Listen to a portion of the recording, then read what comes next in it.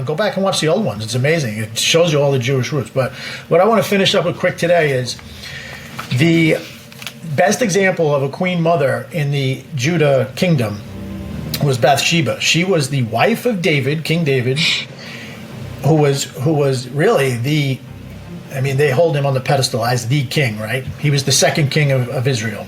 And this is a passage in 1 Kings where Bathsheba goes in to talk to David. And when she goes in, she bows to the king. All right, and then he says to her, "What do you desire?" Well, a couple of chapters later, Solomon, David's son, is king, and Bathsheba's still there. She is now the queen mother. So when she walks into the room, King Solomon rises to meet her and then bows down to her. And then he sits on his throne and has a throne brought in for his mother.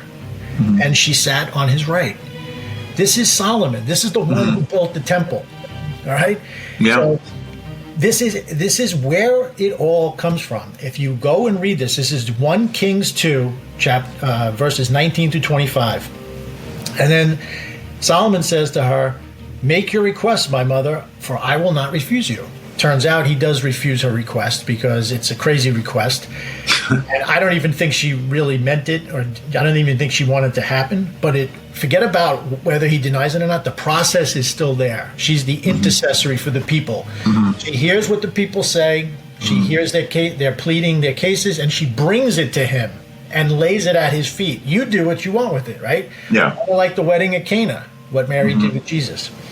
So all of these things, when you start to understand this process and how things work, it makes all of these Marian dogmas come to life, and they make sense, and you feel good praying to Mary and asking her to take these things to Jesus. I had a hard time praying to Jesus for a long time in my life.